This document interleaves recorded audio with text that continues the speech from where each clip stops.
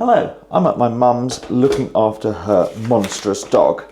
On some walks it'd be nice to take a snack with me, and what would be better than a Cornish pasty? So I'm going to make some traditional ones. First job is to weigh out 500 grams of strong flour, and then add to that 125 grams of lard and 125 grams of butter.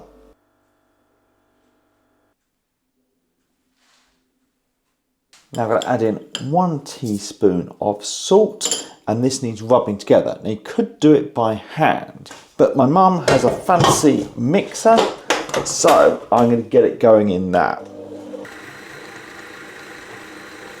Now I have 175 millilitres or grams of cold water, and I'm going to get that put in until it all comes together into a nice dough.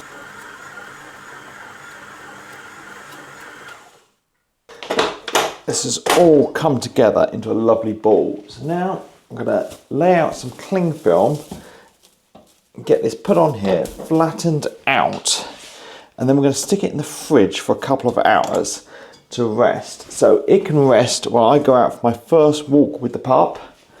Then I can come back and do some baking.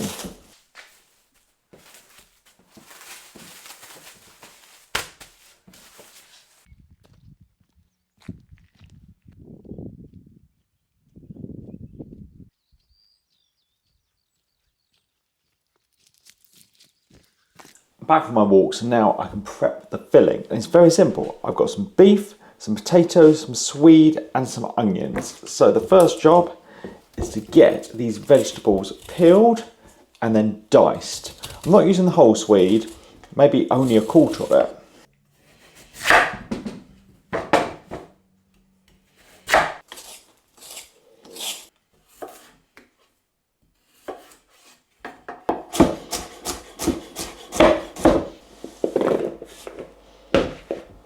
The onions just get thinly sliced, and then they can go in the bowl with the other bits. The steak I got from the butcher is a little chunky, and they would have cut it up for me, but I prefer to do it myself. So I'm just gonna probably quarter all the bits I've got. And then they just go in the bowl with everything else. Now I've got the pastry out the fridge. I'm going to flour my worktop and get it rolled out until it's about 3 millimeters thick.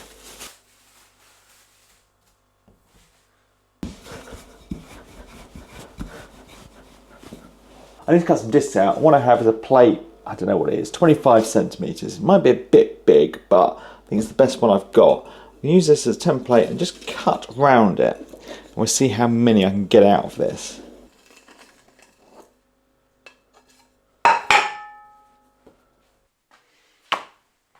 I managed to get 6 cut out, so now I can start getting the filling in. So I'm going to get a bit put in the centre with some salt and black pepper on top, and then layer up a little more with some more seasoning.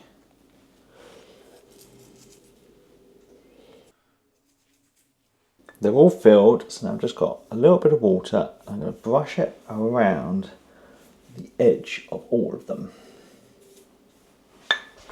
Now for the tricky bit, and that's turning these into pasties. So first of all, you just fold them all over.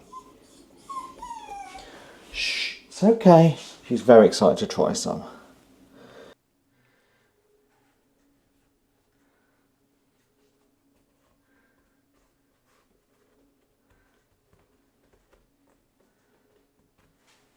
I've pacified the beast with some lunch. So now for the crimp. So what I'm taking is my thumb and finger and kind of folding over. Can't really explain it. But it's not very complicated to do. But you can just crimp it by pushing a fork down. I think this is looking okay. I imagine, time I've done 6 of these, I might be getting okay at it.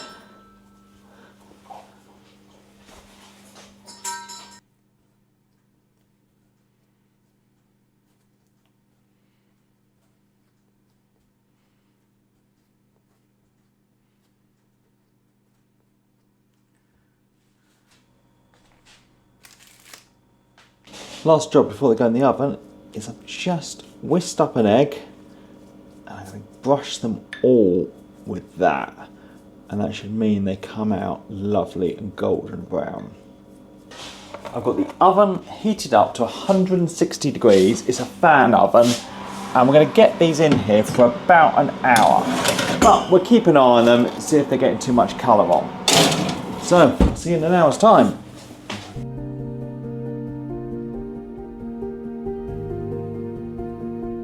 These have had an hour, so let's grab them out and transfer them to a cooling wire.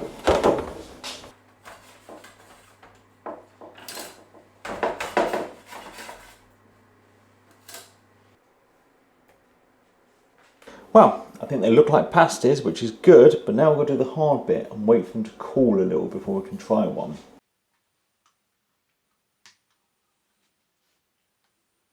These have all cooled off lovely now, so just get one shoved in my pocket and go out and try it. Right, we're out with the dog. Let's give this pasty a go.